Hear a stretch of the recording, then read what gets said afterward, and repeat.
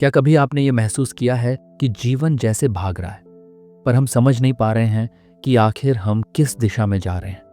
क्या कभी ऐसा लगा है कि सब कुछ होते हुए भी भीतर एक खालीपन सा है?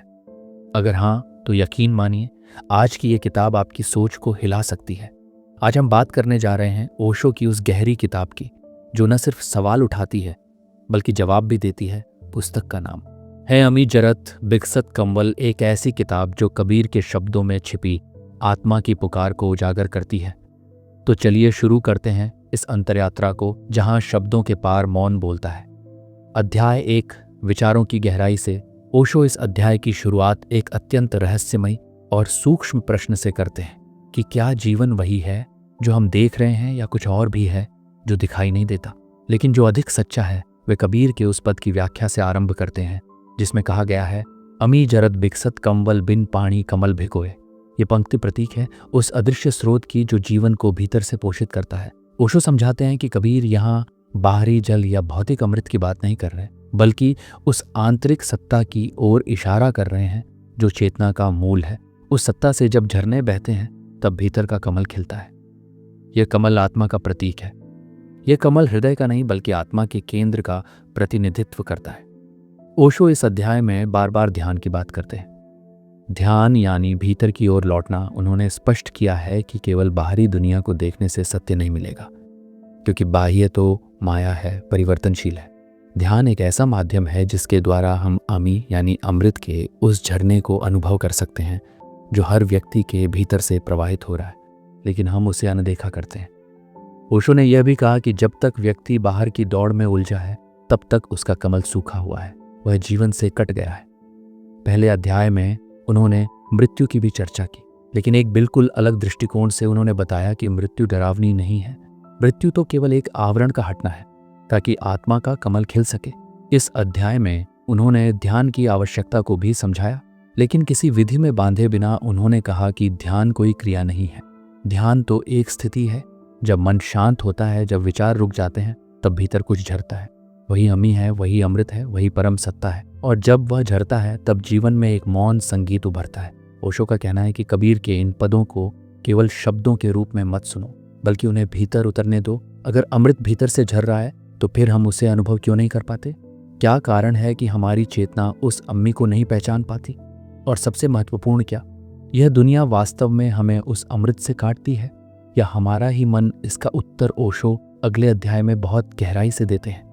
तो क्या आप जानना चाहेंगे कि मन की कौन सी परतें हमें आत्मज्ञान से दूर रखती हैं? अध्याय 2, मन की परतें और चेतना की दिशा। ओशो इस अध्याय की शुरुआत एक साधारण से प्रश्न से करते हैं, लेकिन उसका उत्तर अत्यंत गहरा है। आखिर हमें अमृत का अनुभव क्यों नहीं होता, जबकि वह निरंतर झर रहा है? इस प्रश्न का उत्तर खोजते हुए ओशो हमें मन की बनावट में ले जाते हैं। वे बताते हैं कि हमारा मन एक दीवार है जो आत्मा और हमारे अनुभवों के बीच खड़ी है। यह दीवार विचारों की बनी है, यह स्मृतियों की बनी है, और सबसे अधिक ये अहंकार की बनी है। ओशो कहते हैं कि मन एक पुल नहीं, एक बाधा है जो हमें सत्य से काट देता है। ये मन ही है जो संसार को वस्तु बनाकर देखता है, पर स्वयं को वस्तु नहीं समझता। हम दूसरों को चीज़ों की तरह देखते हैं, उपयोग की दृष्टि से, लेकिन कभी यह नहीं पूछते कि हमारा स्वयं का होना क्या है। ओशो मन के 3 स्तरों की चर्चा करते हैं। पहला है चेतन मन, जो सोचता है, निर्णय करता है। दूसरा है अवचेतन मन, जिसमें हमारी दबाई गई इच्छाएं, भावनाएं और संस्कार छिपे हैं। और तीसरा है अचेतन मन, जो हमारे होने की जड़ में है, जहां से विचार की हर लहर उठती है। ओशो बताते हैं कि जब तक ये तीनों स्तर शुद्ध नहीं होते, तब तक ध्यान के द्वारा आत्मा तक पहुंचना असंभव है। वे स्पष्ट करते हैं कि ध्यान का उद्देश्य विचारों को रोकना नहीं, बल्कि विचारों की पहचान करना है। देखते देखते ही विचार शांत हो जाते हैं। जैसे कोई आईना जिसमें कोई धूल ना हो, उसमें सब कुछ स्पष्ट दिखाई देता है। वैसे ही शुद्ध चेतना में आत्मा की झलक मिलती है। वही अमृत का पहला स्वाद है। ओशो बार बार कहते हैं कि कबीर के पदों को केवल धार्मिक दृष्टि से न देखें। ये कोई धर्म ग्रंथ नहीं, आत्मा का अनुभव है, जिसे कबीर ने कविता में पिरोया है और जिसे ओशो ध्यान की भाषा में अनुवाद करते हैं। इस अध्याय में ओशो एक गहरी बात कहते हैं। वो यह कि संसार के सभी दुख इस बात से पैदा होते हैं कि हम खुद को भूल गए हैं। हमने चीज़ों को याद रखा है, नाम, पता, धन, संबंध, पर खुद को कौन याद रखता है? ओशो के अनुसार चेतना का पहला काम है आत्मस्मरण। जिस दिन हम अपने होने को बिना किसी नाम या विचार के अनुभव कर लें, उसी दिन अमृत झरना शुरू हो जाता है। और वही है पहला ध्यान का क्षण। अगर मन ही बाधा है और विचार ही परतें हैं, तो क्या केवल मौन बैठना पर्याप्त है? क्या ध्यान अभ्यास से ही आत्मा तक पहुंचा जा सकता है, या फिर केवल शुद्ध दृष्टा बन जाना ही पर्याप्त है? ओशो अगले अध्याय में इस पर विस्तार से चर्चा करते हैं और बताते हैं कि ध्यान क्या है, क्या नहीं है, और ध्यान में गिरने के खतरे क्या हैं। क्या आप जानना चाहेंगे कि सच्चा ध्यान क्या होता है और क्यों?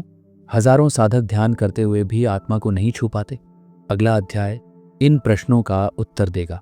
अध्याय 3, सच्चा ध्यान क्या है और क्यों साधना अक्सर विफल हो जाती है।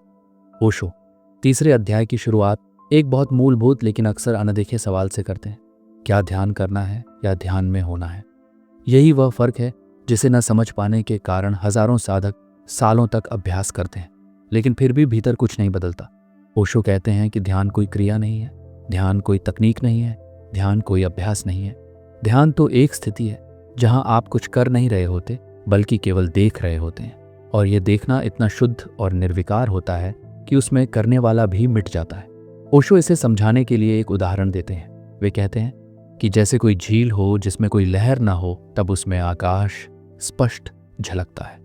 वैसे ही जब मन शांत होता है तब आत्मा की झलक मिलती है। वे ध्यान के नाम पर होने वाले पाखंडों की आलोचना भी करते हैं।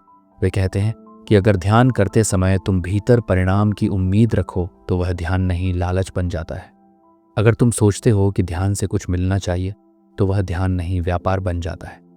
ओशो समझाते हैं कि ध्यान कोई उपलब्धि नहीं, बल्कि उपलब्धियों से मुक्त होने की प्रक्रिया है। ध्यान में तुम कुछ नहीं बनते, बल्कि जो तुम नहीं हो वह सब गिर जाता है।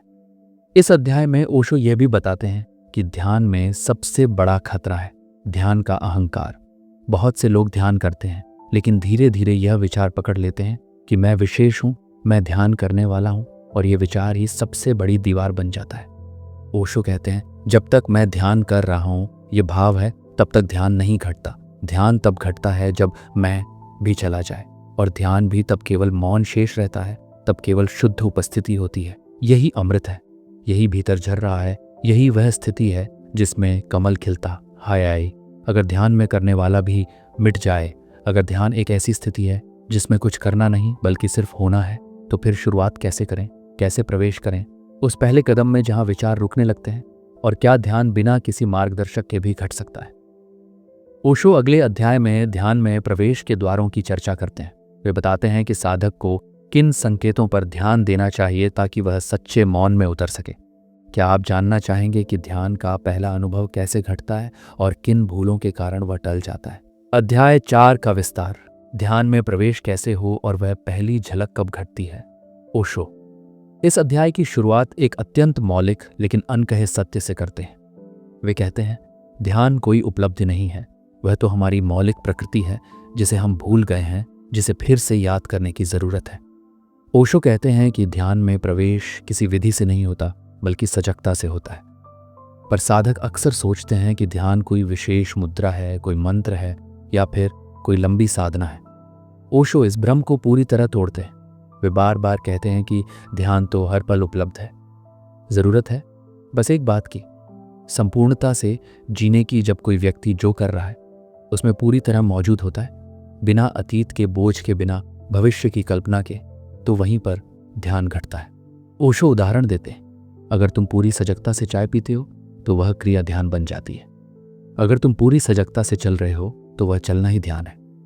ध्यान का आरंभ कहीं दूर नहीं, बल्कि ठीक उसी जगह होता है जहां तुम अभी हो, लेकिन होश के साथ पूरा उपस्थित होकर। ओशो इस अध्याय में ध्यान के 3 प्रमुख द्वारों की चर्चा करते हैं। पहला द्वार है देखना, हर चीज को बिना नाम दिए देखना। जैसे कोई बच्चा पहली बार फूल को देखता है, न वह उसे गुलाब कहता है न सुंदर, वह बस देखता है। वही निर्मल देखना ध्यान का प्रवेश द्वार है। दूसरा द्वार है सुनना। जब तुम सिर्फ सुनते हो, न प्रतिक्रिया करते हो, न तुलना, न पसंद, न नापसंद, तब तुम्हारा भीतर शून्य होता है, और शून्य ही ध्यान की भूमि है। तीसरा द्वार है मौन। यह मौन तुम बना नहीं सकते, यह तो तब आता है जब विचार थक जाते हैं, जब भीतर कोई चाह नहीं बचती, तब मौन उतरता है। यह मौन कृत्रिम नहीं होता, यह तो अस्तित्व की भाषा है। ओशो कहते हैं कि जब कोई पहली बार इन तीनों में से किसी एक द्वार को छू लेता है, तब अमृत की पहली बूंद भीतर गिरती है। तब पहली बार वह कमल हिलता है। तब साधक जानता है कि भीतर कुछ नया हो रहा है। लेकिन वे सावधान भी करते हैं। वे कहते हैं, बहुत से लोग इस पहली झलक से ही भ्रमित हो जाते हैं। वे उसे पकड़ना चाहते हैं, वे उसे दोहराना चाहते हैं, और वहीं से ध्यान की सहजता टूट जाती है। ध्यान कोई अनुभव नहीं जिसे स्मृति में रखा जा सके। ध्यान तो बहता हुआ क्षण है जिसे बस जिया जा सकता है, जिसमें बस डूबा जा सकता है। अगर ध्यान हर क्षण में संभव है, अगर वह हमारी मौलिक स्थिति है, तो फिर क्यों बार बार हम उससे गिर जाते हैं? क्यों वह स्थिति टिकती नहीं? क्यों ध्यान आता तो है लेकिन ठहरता नहीं? ओशो अगले अध्याय में इसी विषय पर बोलते हैं। वे बताते हैं कि ध्यान में गिरावट क्यों आती है और साधक की चेतना क्यों बार बार पुराने संस्कारों में लौट जाती है। क्या आप जानना चाहेंगे कि ध्यान को कैसे स्थायी बनाया जा सकता है और एक बार जग चुकी सजगता को कैसे बनाए रखें? अध्याय 5 का विस्तार। ध्यान टूटता क्यों है और चेतना क्यों बार बार गिरती है? ओशो इस अध्याय में एक अत्यंत गहन और व्यावहारिक प्रश्न उठाते हैं। जब ध्यान घटता है तो लगता है जैसे भीतर अमृत बह रहा है, जैसे भीतर कमल खिल रहा है, लेकिन कुछ समय बाद वही ध्यान जैसे गायब हो जाता है।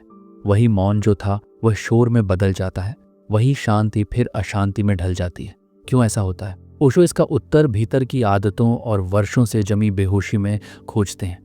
वे कहते हैं, ध्यान कोई क्रिया नहीं जो एक बार कर ली तो हो गया। ध्यान एक नितांत नए ढंग से जीने की प्रक्रिया है, और इस प्रक्रिया को बार बार पुरानी आदतें तोड़ देती हैं। ओशो इसे बहुत सुंदर ढंग से समझाते हैं। वे कहते हैं, मानव चित्त एक पुराने रिकॉर्ड की तरह है जिसमें वर्षों से एक ही धुन बजती आई है, भय की, लोभ की, क्रोध की, अहंकार की। अब जब तुम ध्यान में जाते हो तो एक क्षण को वह रिकॉर्ड रुकता है, मौन छा जाता है, लेकिन फिर थोड़ी देर में वही धुन फिर बजने लगती है, क्योंकि वह गहराई में बहुत मजबूत है। ओशो इसे स्मृति की जड़ता कहते हैं। हमारे भीतर जो अनुभव बार बार दोहराए गए हैं वे एक संस्कार बन जाते हैं, और जब तक वे संस्कार टूटते नहीं ध्यान टिकता नहीं। वे कहते हैं कि इसलिए ध्यान कोई एक बार की घटना नहीं, बल्कि एक निरंतर सजगता की प्रक्रिया है। हर क्षण, हर कार्य में, हर सांस में साधक का ध्यान टूटा तो फिर वह वहीं नहीं लौटता जहां से चला था, वह कुछ और नीचे गिर जाता है, क्योंकि अब उसे यह भी याद रहता है कि उसने ध्यान का स्वाद चखा था और अब वह उससे वंचित है। यह पीड़ा दोहरी होती है। एक तरफ साधक ध्यान से गिरा हुआ है, दूसरी तरफ वह जानता है कि कुछ दिव्य उसके भीतर मौजूद था जो अब नहीं है। ओशो इस पीड़ा को साधना का हिस्सा मानते हैं। वे कहते हैं, यह पीड़ा ही अगर ठीक से समझी जाए तो साधक को और गहरा बना देती है। वे सुझाते हैं कि हर बार जब ध्यान टूटे तो दुखी मत हो, बस फिर से सजग हो जाओ, फिर से उसी पल में लौट आओ, क्योंकि ध्यान में लौटने के लिए कोई समय नहीं लगता। वह तो बस एक क्षणिक जागरण है जो किसी भी पल घट सकता है। अगर हमारे भीतर वर्षों से जमे संस्कार ही ध्यान को तोड़ते हैं तो क्या उन संस्कारों को मिटाया जा सकता है? क्या चेतना को स्थायी रूप से नया रूप दिया जा सकता है? और क्या ऐसा रूपांतरण संभव है जिससे ध्यान जीवन का स्वभाव बन जाए? ओशो अगले अध्याय में इन्हीं संस्कारों की जड़ों में उतरते हैं और वे बताते हैं कि मन की गहराई में कैसे परिवर्तन संभव है। क्या आप जानना चाहेंगे कि भीतर के सबसे गहरे संस्कारों को कैसे जलाया जाए और ध्यान को केवल क्षणिक अनुभव से स्थायी प्रकाश में कैसे बदला जाए? अध्याय 6, संस्कारों का विसर्जन और चेतना का रूपांतरण। ओशो इस अध्याय की शुरुआत एक सीधी लेकिन गहरी बात से करते हैं। वे कहते हैं, मन बदलने की चीज नहीं है, मन को पार करने की चीज है।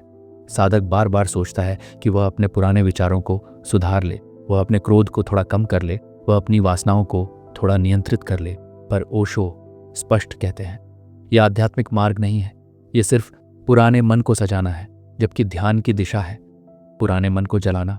ओशो समझाते हैं कि मन के संस्कार वर्षों से नहीं, जन्मों से हमारे भीतर बैठे हैं। हमने जो देखा, सुना, सोचा, भोगा, वह सब हमारे चित्त में एक छाया बनाकर बैठ गया है।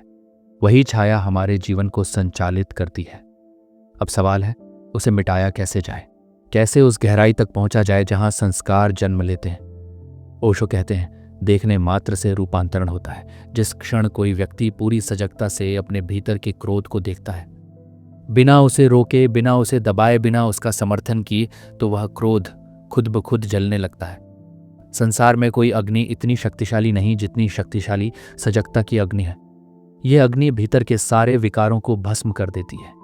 लेकिन शर्त है, देखना निर्लिप्त हो, तटस्थ हो, गवाह भाव से हो ओशो इस अध्याय में ध्यान का एक नया रूप देते हैं। वे कहते हैं, ध्यान का अर्थ है कि तुम स्वयं को एक चलचित्र की तरह देखो। तुम्हारे विचार आ रहे हैं, भावनाएं उठ रही हैं, लेकिन तुम दर्शक बने रहो। जो व्यक्ति यह कला जान गया उसका मन धीरे धीरे दम तोड़ने लगता है, क्योंकि मन की ऊर्जा तो तुम्हारे तादात्म्य से मिलती है। जब तुम तादात्म्य छोड़ देते हो, मन अकेला पड़ जाता है, और जहां मन शांत होता है वहीं आत्मा प्रकट होती है। ओशो यह भी स्पष्ट करते हैं कि इस मार्ग में जल्दी कोई चमत्कार नहीं होता। धीरे धीरे कण कण करके चेतना रूपांतरित होती है। जैसे पतझड़ के बाद वसंत आता है, वैसे ही ध्यान के बाद भीतर अमृत झरने लगता है, बिना किसी आवाज के, बिना किसी उद्घोष के। यह अध्याय उस गहरी प्रक्रिया की बात करता है जिसमें साधक अपने ही भीतर एक नए जन्म से गुजरता है। वह बाहर से वही रहता है, लेकिन भीतर से कोई और हो जाता है। जैसे कमल कीचड़ में ही पैदा होता है, लेकिन उस कीचड़ से ऊपर उठता है, वैसे ही साधक अपने पुराने मन से ऊपर उठता है। अगर चेतना सच में बदल सकती है, अगर भीतर के संस्कार सजगता से जल सकते हैं, तो क्या इस रूपांतरण के बाद जीवन भी बदलता है? क्या ध्यान केवल भीतरी अनुभव है, या फिर वह बाहरी दुनिया को देखने का तरीका भी पूरी तरह बदल देता है? ओशो अगले अध्याय में इसी बात पर गहराई से बोलते हैं। वे बताते हैं कि ध्यान जीवन को कैसे रूपांतरित करता है और संसार के साथ संबंधों को नया अर्थ देता है।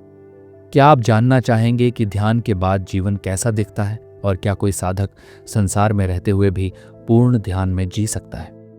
अध्याय 7, ध्यान के बाद जीवन कैसा दिखता है। इस अध्याय में ओशो एक अत्यंत प्रासंगिक प्रश्न से शुरुआत करते हैं। क्या ध्यान केवल ध्यान कक्ष की एक आंतरिक घटना है, या वह बाहर के जीवन में भी परिवर्तन लाता है? बहुत से साधक सोचते हैं कि ध्यान केवल आंख बंद करके बैठने तक सीमित है, लेकिन ओशो इस भ्रम को पूरी तरह तोड़ देते हैं। वे कहते हैं, अगर ध्यान केवल भीतर घटा और जीवन में उसकी कोई सुगंध नहीं आई, तो वह ध्यान अधूरा है। ओशो बताते हैं, जब ध्यान सच में घटता है, तो वह व्यक्ति के सोचने के ढंग को, जीने के ढंग को, संबंधों के ढंग को, सब कुछ बदल देता है। वे इसे इस तरह समझाते हैं, ध्यान कोई गतिविधि नहीं, बल्कि एक स्थिति है, और जो व्यक्ति उस स्थिति को छू लेता है, उसके लिए फिर जीवन का हर क्षण एक अवसर बन जाता है। जागने का ध्यान के बाद व्यक्ति अब प्रतिक्रिया नहीं करता, वे उत्तर देता है। वे अब चीज़ों को अपनी वासनाओं और स्मृतियों के चश्मे से नहीं देखता, वे उन्हें जैसा वे हैं वैसा देखता है, और यही देखना उसे स्वतंत्रता देता है। ओशो कहते हैं, ध्यान के बाद तुम संसार में रहोगे, लेकिन संसार तुम्हारे भीतर नहीं रहेगा। तुम संबंधों में रहोगे, लेकिन अब उन पर आधारित नहीं रहोगे। अब तुम्हारा आधार भीतर होगा, तुम्हारी जड़ें मौन में होंगी, और यही सच्ची आ जाती है। ध्यान के बाद व्यक्ति प्रतिक्रिया की जगह करुणा से भर जाता है। वह दूसरों के दोष नहीं देखता, क्योंकि अब उसने अपने भीतर की गहराइयों को देखा है। अब वह जानता है कि हर मनुष्य एक पीड़ा का घर है, हर चेहरा एक संघर्ष की कहानी है। ओशो कहते हैं, ध्यान के बाद साधक कोई दूसरा नहीं बन जाता, वो वही रहता है, लेकिन उसकी दृष्टि बदल जाती है, और दृष्टि बदल जाए तो सब कुछ बदल जाता है। ध्यान के बाद जीवन एक भार नहीं रह जाता, बल्कि एक अवसर बन जाता है, प्रेम का, कृतज्ञता का, मौन का, और उस अमृत का जो भीतर लगातार झर रहा है। ध्यान के बाद न कोई प्रश्न रहता है, न कोई आकांक्षा, बस एक मौन संतोष शेष रहता है, एक गहरा अनुभव कि मैं हूं, और यह मैं हूं ही परम सत्य है। अगर ध्यान के बाद जीवन इतना सुंदर हो सकता है, तो फिर क्यों बहुत से साधक ध्यान की झलक पाने के बाद भी लौट जाते हैं? पुराने जीवन में क्यों भीतर जागने के बाद भी वे बाहरी दुनिया में उलझ जाते हैं? क्या ऐसा कोई गुप्त कारण है, कोई अंतिम बंधन जो उन्हें रोकता है पूर्ण मुक्त होने से? ओशो अगले अध्याय में इसी अंतिम बंधन की बात करते हैं। वे बताते हैं कि ध्यान के मार्ग में अंतिम रुकावट क्या होती है, और मुक्त होने की अंतिम छलांग कैसे लगाई जाती है। क्या आप जानना चाहेंगे कि ध्यान के मार्ग में अंतिम बाधा क्या है और वह कैसे टूटती है? अध्याय 8, अंतिम बंधन क्या है और मुक्त होने की अंतिम छलांग कैसे लगे?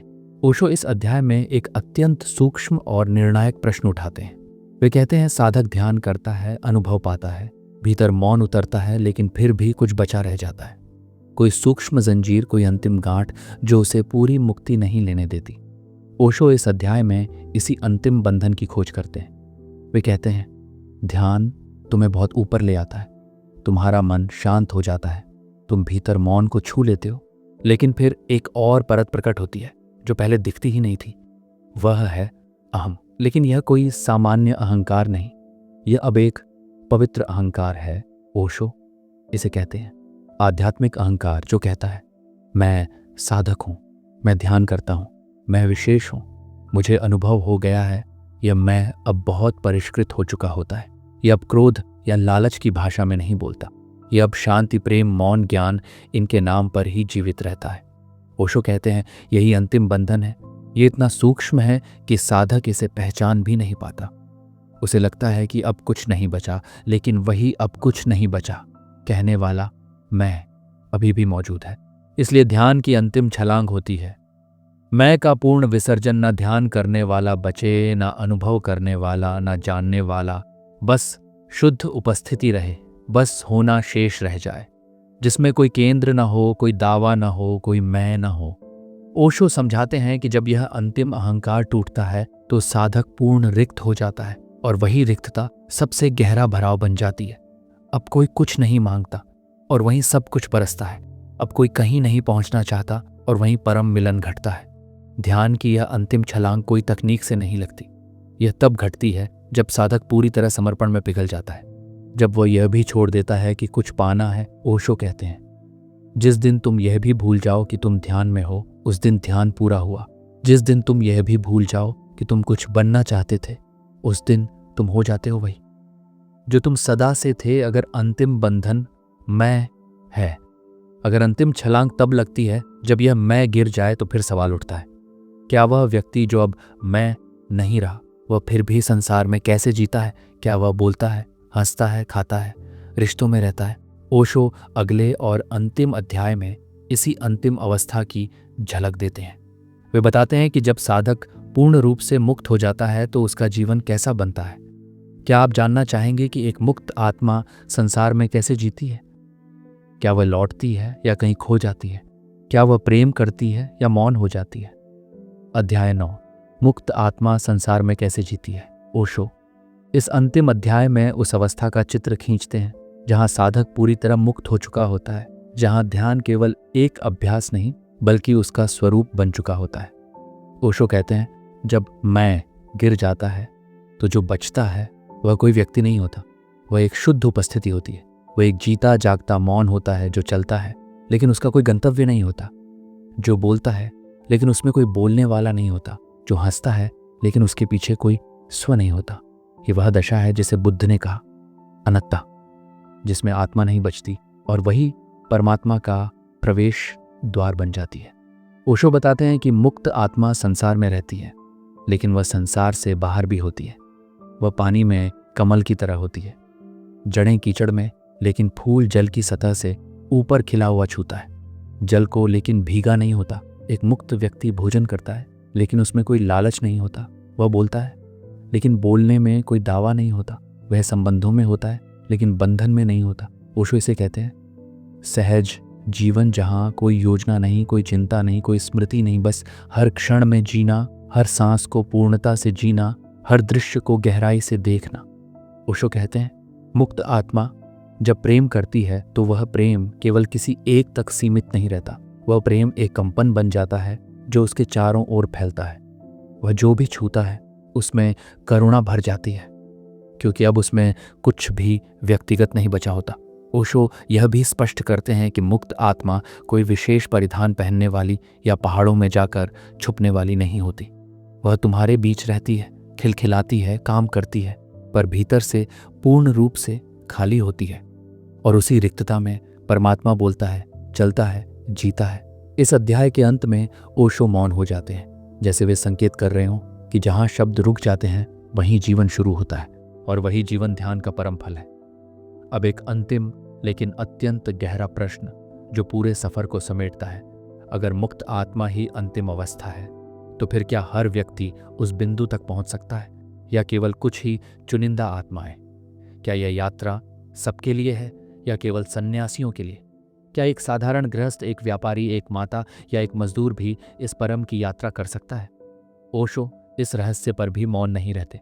अगला भाग यदि हो इस प्रश्न को छुएगा, क्या ध्यान सभी के लिए है, और क्या हर किसी के भीतर वही अमृत स्रोत छिपा है? क्या आप जानना चाहेंगे कि मुक्त जीवन कोई अपवाद है या वह हर जीव की संभावना है? अध्याय 10, क्या ध्यान सबके लिए संभव है? ओशो इस अध्याय में एक गहरे और व्यावहारिक सवाल को संबोधित करते हैं। एक ऐसा सवाल जो लगभग हर साधक के मन में आता है। क्या ध्यान केवल कुछ विशिष्ट लोगों के लिए है, या यह सामान्य जीवन जीने वाले हर व्यक्ति के लिए भी संभव है? ओशो का उत्तर स्पष्ट और क्रांतिकारी है। वे कहते हैं, ध्यान एक विलास नहीं बल्कि हर मनुष्य की मूलभूत आवश्यकता है। ध्यान कोई लग्जरी नहीं है, ये जीवन का मूल संगीत है। ये तुम्हारे होने का केंद्र है, और ये किसी सन्यासी, किसी पहाड़ी गुफा या किसी विशेष जाति धर्म तक सीमित नहीं। ओशो कहते हैं, ध्यान का जन्म किसी योगशाला में नहीं हुआ, उसका जन्म जीवन की गहराइयों में हुआ है। तुम जहां हो, जैसे हो, वहीं से इसकी यात्रा शुरू हो सकती है। वे एक उदाहरण देते हैं। एक किसान जब पूरी सजगता से हल चला रहा हो तो वह भी ध्यान में है। एक माँ जब पूर्ण प्रेम और होश से अपने बच्चे को दूध पिला रही हो तो वह भी ध्यान की अवस्था में है। एक मजदूर जब पूरी उपस्थिति से ईंट रख रहा हो तो वह भी ध्यान में उतर सकता है। ध्यान का अर्थ है पूरी तरह उपस्थित होना, जहाँ तुम्हारे भीतर कोई द्वंद्व न हो, कोई बंटवारा न हो, जहाँ तुम वही हो जो कर रहे हो, पूरी तरह से उसी में डूबे हो। यही ध्यान की पहली झलक है। ओशो ध्यान को एक धर्म नहीं मानते बल्कि एक विज्ञान मानते हैं, एक प्रयोग जो कोई भी कर सकता है, चाहे उसका जीवन कैसा भी हो, वह विवाहित हो या अविवाहित, गरीब हो या अमीर, शिक्षित हो या अशिक्षित। ओशो कहते हैं, मनुष्य ध्यान के लिए पैदा हुआ है। जैसे आंखें देखने के लिए हैं, कान सुनने के लिए हैं, वैसे ही आत्मा ध्यान के लिए है। अगर तुम ध्यान से वंचित रह जाते हो तो तुम अपने मूल उद्देश्य से चूक जाते हो। इस अध्याय में ओशो यह भी समझाते हैं कि ध्यान को जीवन से काटना एक भूल है। ध्यान को जीवन के साथ घुलाना होगा, तभी वह टिकेगा, तभी वह फूल बनेगा, वरना वह कुछ समय की छाया बनकर रह जाएगा। ओशो साधक को आमंत्रण देते हैं, तुम्हें कहीं जाने की जरूरत नहीं। तुम जहां हो वहीं से आरंभ करो। अपनी सांस को देखो, अपने कदमों को देखो, अपने क्रियाओं में सजगता लाओ और ध्यान वहीं से प्रकट हो जाएगा। यह अध्याय साधक को आश्वस्त करता है कि ध्यान सबके लिए है और आज से, अभी से, यहीं से इसकी शुरुआत हो सकती है। अगर ध्यान हर किसी के लिए संभव है, अगर साधक वहीं से शुरुआत कर सकता है जहां वह है, तो अगला सवाल उठता है, संसार की व्यस्तता, भाग दौड़ और जिम्मेदारियों के बीच ध्यान को कैसे जिया जाए? क्या ऐसा कोई तरीका है जिससे ध्यान जीवन का हिस्सा बन जाए, बिना उसे जीवन से अलग किए? ओशो अगले अध्याय में इसी बात को गहराई से छूते हैं। वे बताते हैं कि ध्यान को कार्य में, संबंधों में, दैनिक जीवन की गतिविधियों में कैसे उतारा जा सकता है। क्या आप जानना चाहेंगे कि ध्यान कोई अलग अभ्यास नहीं, बल्कि हर पल का अनुभव कैसे बन सकता है? अगला अध्याय इस रहस्य को उजागर करता है। अध्याय 11 का विस्तार, ध्यान को दैनिक जीवन में कैसे उतारें। इस अध्याय में ओशो एक बेहद व्यावहारिक और जरूरी विषय को स्पष्ट करते हैं। ध्यान को केवल बैठने की प्रक्रिया तक सीमित न रखो, बल्कि उसे अपने हर कर्म में ले आओ। बहुत से साधकों की सबसे बड़ी उलझन यही होती है कि वे ध्यान करते हैं, लेकिन ध्यान उनके जीवन को नहीं छूता। ध्यान उनके भीतर और जीवन उनके बाहर दो अलग अलग ध्रुव बन जाते हैं। ओशो इस विभाजन को मिटाते हैं। वे कहते हैं, ध्यान का संबंध तुम्हारी क्रिया से नहीं, तुम्हारी चेतना से है। इसलिए तुम जो भी कर रहे हो, अगर तुम सजग हो, पूरा हो, वर्तमान हो, तो वह कार्य ध्यान बन जाता है। ओशो इसे उदाहरण से समझाते हैं। अगर तुम बर्तन मांज रहे हो और तुम्हारे भीतर कोई जल्दबाजी नहीं है, कोई मानसिक बातचीत नहीं चल रही, बल्कि तुम हर हरकत को पूरे होश से देख रहे हो, तो वह बर्तन मांजना ही ध्यान बन जाता है। अगर तुम भोजन पका रहे हो और उस प्रक्रिया में पूरी तरह समर्पित हो, तो वह ध्यान है। अगर तुम चल रहे हो और हर कदम को देख रहे हो, तो वह ध्यान है। ओशो ध्यान को एक तकनीक से उठाकर एक जीने की कला बना देते हैं। वे समझाते हैं कि ध्यान का सार दो शब्दों में है, सजगता और स्वीकृति। तुम जो कुछ भी कर रहे हो उसे पूरी तरह देखो, पूरी तरह स्वीकारो। वह कार्य कैसा भी हो, साधारण या असाधारण, महत्वपूर्ण या महत्वहीन, अगर तुम उसमें सजग हो तो वही ध्यान का द्वार है। ओशो कहते हैं, ध्यान को जीवन से अलग मत करो, ध्यान को जीवन बनाओ और तब जीवन ही साधना बन जाएगा। हर क्षण एक मंदिर बन जाएगा जहां तुम परमात्मा से मिल सकोगे। इस अध्याय का संदेश है, ध्यान कोई क्रिया नहीं, एक गुण है, एक दृष्टि है जो जीवन के हर क्षेत्र को पवित्र बना सकती है। ओशो यह भी कहते हैं कि जब ध्यान तुम्हारे जीवन में गहराने लगता है तो तुम धीरे धीरे देखोगे कि अब तुम हर बात में ज्यादा मौन हो, हर उत्तर में ज्यादा करुणा हो, हर रिश्ते में ज्यादा गहराई हो और हर दिन में एक स्थिरता, एक आनंद छाया हो। जब ध्यान जीवन के हर क्षण में उतर सकता है तो फिर ये प्रश्न भी उठता है, क्या ध्यान के साथ संबंध भी बदल सकते हैं? क्या एक सजग व्यक्ति प्रेम करता है या वह अकेले ही चलता है? क्या ध्यान और प्रेम एक साथ चल सकते हैं या दोनों विरोधी रास्ते हैं? ओशो अगले अध्याय में इसी संवेदनशील विषय को छूते हैं। वे बताते हैं कि ध्यान की रोशनी में प्रेम कैसा हो जाता है और कैसे प्रेम बिना बंधन के भी गहरा हो सकता है। क्या आप जानना चाहेंगे कि ध्यानशील प्रेम कैसा होता है? क्या वह त्याग है या पूर्ण समर्पण? अगला अध्याय प्रेम और ध्यान के मिलन की यात्रा है। अध्याय 12 ध्यान और प्रेम का संबंध। ओशो इस अध्याय में एक अत्यंत कोमल लेकिन गहरी बात करते हैं। वह है ध्यान और प्रेम का संबंध। क्या ध्यानशील व्यक्ति प्रेम कर सकता है? क्या प्रेम किसी ध्यान की अवस्था को बाधित करता है या क्या सच्चा प्रेम केवल वही कर सकता है जो भीतर से जागा हो? ओशो की दृष्टि में प्रेम और ध्यान विरोधी नहीं है, बल्कि वे एक ही ऊर्जा के दो रंग हैं। ध्यान ऊर्जा को भीतर की ओर ले जाता है, प्रेम ऊर्जा को बाहर की ओर बहाता है। एक अंतर्मुख है, एक बहिर्मुख, लेकिन दोनों का मूल एक ही है, चेतना। ओशो कहते हैं, अगर तुम ध्यानशील हो तो तुम प्रेम के लिए तैयार हो, लेकिन तुम्हारा प्रेम अब मांग नहीं करेगा। अब उसमें कोई अपेक्षा नहीं होगी। अब वह बंधन नहीं बनेगा, बल्कि एक मुक्त स्पंदन होगा। वह प्रेम अब तुम मेरे हो नहीं कहेगा, वह कहेगा मैं तुम्हारे होने में आनंदित हूं। वह प्रेम पकड़ना नहीं चाहेगा, वह बहना चाहेगा। उसमें सुरक्षा की भूख नहीं होगी, उसमें देने की शक्ति होगी। ओशो ये भी बताते हैं कि जिन रिश्तों में ध्यान नहीं है वे धीरे धीरे क्लेश बन जाते हैं। वह प्रेम भी एक घाव बन जाता है, क्योंकि वहां व्यक्ति दूसरे को बदलना चाहता है, उसे नियंत्रित करना चाहता है, उसे अपने अनुसार ढालना चाहता है। लेकिन जहां प्रेम में ध्यान है वहां व्यक्ति दूसरे को वैसे ही स्वीकार करता है जैसे वह है। वहां प्रेम एक पूजा बन जाता है, एक आत्मा से आत्मा का संवाद बन जाता है।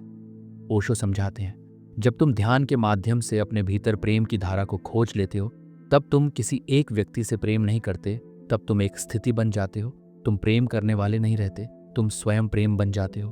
तुम्हारी उपस्थिति से ही प्रेम बरसता है। तुम कुछ करते नहीं, बल्कि तुम्हारा होना ही प्रेम का स्रोत बन जाता है।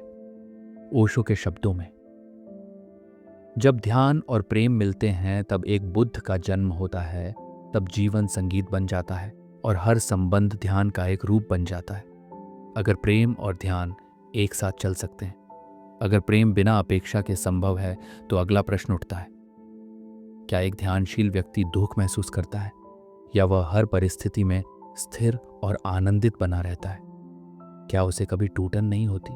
क्या वह उदासी से परे हो जाता है या फिर वह भी रोता है? लेकिन अलग तरह से ओशो अगले अध्याय में इसी प्रश्न का उत्तर देते हैं। वे समझाते हैं कि दुख और पीड़ा का ध्यानशील हृदय में क्या स्थान है और एक जागे हुए व्यक्ति के जीवन में भावनाएं कैसे बदल जाती हैं। क्या आप जानना चाहेंगे कि दुख को ध्यान में कैसे बदला जा सकता है और क्या जागरूक व्यक्ति दुख से अलग होता है या गहराई से गुजरता है? अगला अध्याय ध्यान और दुख के रहस्य को खोलता है। अध्याय 13 ध्यान और दुख का रहस्य। इस अध्याय में ओशो एक अत्यंत संवेदनशील लेकिन गहरा विषय उठाते हैं, ध्यान और दुख का संबंध। ध्यान का रास्ता आनंद और शांति की ओर जाता है, तो फिर क्या ध्यानशील व्यक्ति कभी दुखी नहीं होता? क्या ध्यान में दुख समाप्त हो जाता है या उसका स्वरूप ही बदल जाता है? ओशो इस भ्रांति को तोड़ते हैं कि ध्यान का मतलब है हमेशा मुस्कुराना या किसी भी भाव से परे होना। वे कहते हैं, ध्यान दुख को समाप्त नहीं करता, बल्कि उसकी प्रकृति को बदल देता है। ध्यानशील व्यक्ति दुखी हो सकता है, लेकिन उसका दुख होशपूर्ण होता है। वह दुख में डूबता नहीं, वह उसे देखता है जैसे कोई जलती हुई मोमबत्ती को देखे। उसमें जलन है लेकिन सुंदरता भी है। ओशो बताते हैं कि आम व्यक्ति दुख को नकारता है, भागता है या उसमें खो जाता है, लेकिन ध्यान उसे साक्षी बना देता है। वह देखता है दुख आ रहा है जैसे कोई बादल आता है और फिर चला जाता है। ध्यान हमें दुख से पहचान कराता है। ये दिखाता है कि दुख बाहर से नहीं आता, वह भीतर से उठता है, तुम्हारी अपेक्षाओं से, तुम्हारे अहंकार से, तुम्हारी धारणाओं से। जब तुम ध्यान में गहरे उतरते हो तो तुम जान जाते हो कि दुख भी एक ऊर्जा है। अगर तुम उसे होश से देखो तो वही ऊर्जा करुणा बन जाती है, सहनशीलता बन जाती है और अंततः आनंद में रूपांतरित हो जाती है। ओशो कहते हैं, ध्यान दुख को काटता नहीं बल्कि तुम्हें इतना मजबूत कर देता है कि तुम उसे पूरी तरह अनुभव कर सको, बिना टूटे, बिना भागे। एक साधक जब ध्यान की दृष्टि से दुख को देखता है तो वह दुख अब बोझ नहीं रहता, वह साधना बन जाता है। हर आंसू अब कमजोरी नहीं बल्कि शुद्धि का माध्यम बन जाता है। वह रोता है लेकिन उस रोने में एक मौन होता है, एक गहराई होती है जिसमें उसका मन नहीं घबराता बल्कि नहा जाता है। यह अध्याय ओशो के उस मौलिक दृष्टिकोण को दिखाता है कि दुख कोई दुश्मन नहीं, वह तुम्हारे भीतर छिपे हुए आनंद तक पहुंचने की सीढ़ी बन सकता है। अगर तुम उससे भागो नहीं बल्कि उसे सजग होकर जियो। अगर दुख को भी ध्यान से देखा जा सकता है तो फिर एक बड़ा सवाल ये उठता है, क्या मृत्यु को भी उसी होश से देखा जा सकता है? क्या ध्यानशील व्यक्ति मृत्यु से डरता है या वह मृत्यु को एक उत्सव की तरह स्वीकार करता है? मृत्यु हमारे लिए भय है, अंत है, लेकिन क्या ध्यान उसे भी एक नई दृष्टि देता है? ओशो अगले अध्याय में इसी अंतिम सत्य को सामने रखते हैं। वे बताते हैं कि मृत्यु वास्तव में क्या है और ध्यान मृत्यु को कैसे जीवन का द्वार बना देता है। क्या आप जानना चाहेंगे कि मृत्यु को कैसे प्रेम पूर्वक और शांत चित्त होकर जिया जा सकता है? अगला अध्याय मृत्यु और अमृत के द्वार की ओर ले चलता है। अध्याय 14, मृत्यु, एक अंत नहीं, एक द्वार। इस अध्याय में ओशो जीवन के सबसे गहरे और रहस्यमयी विषय पर प्रकाश डालते हैं। मृत्यु मनुष्य सदियों से मृत्यु से भयभीत रहा है। उसने उसे टाला है, उसके बारे में बात करने से बचा है। लेकिन ओशो कहते हैं, जो मृत्यु से डरता है वह जीवन को भी पूरी तरह नहीं जी सकता। ओशो मृत्यु को किसी अंत की तरह नहीं देखते बल्कि एक परिवर्तन की तरह। जैसे बीज मिट्टी में गलता है तभी वह वृक्ष बन सकता है, वैसे ही व्यक्ति को पुरानी देह, पुरानी पहचान, पुराने अहंकार को छोड़ना होता है, तभी वह अमृत की ओर बढ़ सकता है। वे कहते हैं, मृत्यु कोई घटना नहीं है, वह एक प्रक्रिया है, एक आंतरिक बदलाव जिसमें यदि होश हो तो वे सबसे सुंदर अनुभव बन सकती है। ध्यान मृत्यु को बदल देता है। जहां सामान्य व्यक्ति मृत्यु को दुख, अंधकार और समाप्ति के रूप में देखता है, वहीं ध्यानशील व्यक्ति उसे प्रकाश का द्वार मानता है। वह मृत्यु को भी पूर्ण सजगता से देखता है, उसे अपनाता है, उसे टालता नहीं बल्कि उससे गुजरता है। ओशो बताते हैं कि जब कोई व्यक्ति ध्यान में गहराई से उतरता है तो वह हर रात की नींद में, हर गहरी समाधि में थोड़ा थोड़ा मृत्यु का अनुभव कर लेता है। और जब वास्तविक मृत्यु आती है तो वह उसे भी ऐसे स्वीकार करता है जैसे कोई प्रेमी अपने प्रिय को गले लगाता है। ओशो यह भी कहते हैं कि मृत्यु की तैयारी जीवन में ही होनी चाहिए और ध्यान ही वह तैयारी है जो तुम्हें मृत्यु से भयमुक्त बनाती है। वे जोर देते हैं कि अगर तुमने ध्यान सीखा तो तुम मृत्यु के समय रोगे नहीं, डरोगे नहीं, भागोगे नहीं, बल्कि शांत, स्थिर और आनंदित हो उठोगे, क्योंकि तुम जानोगे मैं शरीर नहीं हूँ, मैं चेतना हूँ और चेतना कभी नहीं मरती। यह अध्याय मृत्यु के प्रति हमारे दृष्टिकोण को पूरी तरह उलट देता है। यह दिखाता है कि मृत्यु कोई शत्रु नहीं बल्कि एक दरवाज़ा है जहाँ से होकर हम एक नई यात्रा में प्रवेश करते हैं। अगर हम सजग हैं तो मृत्यु भी ध्यान की सबसे ऊंची अवस्था बन सकती है। अगर मृत्यु के क्षण को भी ध्यान से जिया जा सकता है, अगर मृत्यु भय नहीं बल्कि मुक्ति बन सकती है, तो अगला स्वाभाविक सवाल ये है, क्या मृत्यु के बाद कुछ होता है? क्या आत्मा का कोई भविष्य है या मृत्यु ही पूर्ण विराम है? ओशो अगले अध्याय में मृत्यु के पार की यात्रा को छूते हैं। वे बताते हैं कि मृत्यु के बाद क्या होता है और आत्मा क्या सच में पुनर्जन्म लेती है या वह ब्रह्म में विलीन हो जाती है। क्या आप जानना चाहेंगे कि मृत्यु के बाद की चेतना कैसी होती है और क्या वह ध्यान की यात्रा को आगे बढ़ाती है? अगला अध्याय अमृता और पुनर्जन्म के रहस्य को खोलता है। अध्याय 15, मृत्यु के पार, आत्मा, अमृता और पुनर्जन्म का रहस्य। ओशो इस अध्याय में उस अंतिम प्रश्न की ओर बढ़ते हैं जो हर सजग मनुष्य को भीतर से हिला देता है। क्या मृत्यु के बाद कुछ बचता है? क्या मृत्यु सचमुच अंत है या वह केवल एक द्वार है, एक यात्रा से दूसरी यात्रा का प्रवेश? ओशो बड़ी स्पष्टता से कहते हैं, देह मरती है, मन भी एक दिन टूट जाता है, लेकिन आत्मा न कभी जन्म लेती है न मरती है। वह शुद्ध चेतना है, साक्षी है जो देहों के वस्त्र बदलती है पर स्वयं कभी नष्ट नहीं होती। वे समझाते हैं, जब व्यक्ति अनजाने में मरता है तो वह अगली देह की ओर अचेतन रूप से खींच जाता है। जैसे किसी तूफान में सूखा पत्ता उड़ जाए। पर जब कोई ध्यानपूर्ण मरता है तो वह एक विकल्प से गुजरता है। वह चुनाव कर सकता है कि लौटना है या नहीं। उसका पुनर्जन्म अब बाध्यता नहीं रह जाता, बल्कि एक स्वतंत्रता बन जाती है। ओशो ध्यान की शक्ति को यहाँ और भी गहराई से समझाते हैं। अगर जीवन में व्यक्ति ने स्वयं को जाना है तो मृत्यु के बाद उसका व्यक्तित्व नहीं, उसकी चेतना जीवित रहती है। वह ब्रह्म में समाहित हो सकती है, या फिर प्रेमवश दया से या किसी अधूरी साधना को पूर्ण करने के लिए फिर से लौट सकती है। पुनर्जन्म उनके लिए कोई दार्शनिक अवधारणा नहीं, बल्कि एक प्राकृतिक विज्ञान है जो चेतना की तरंगों और उसके कर्मों पर आधारित होता है।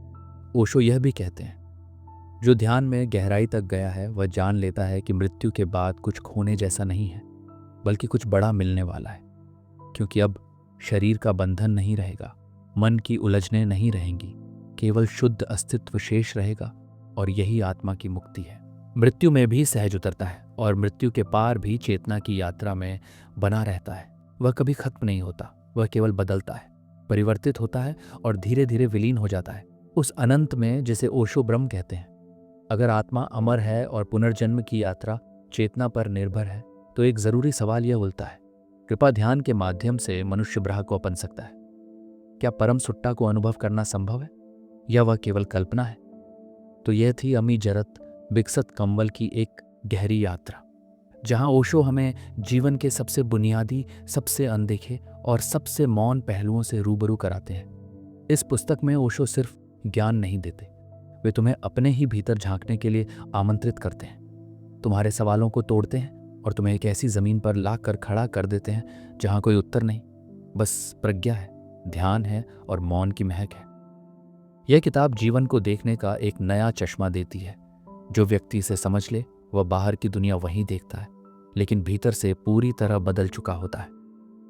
ओशो का संदेश सीधा है कि जीवन तब तक अधूरा है जब तक तुम स्वयं को नहीं पहचानते। ध्यान, साक्षी भाव और मौन, यही 3 द्वार हैं जहां से तुम इस जीवन को एक फूल की तरह खिलते हुए देख सकते हो।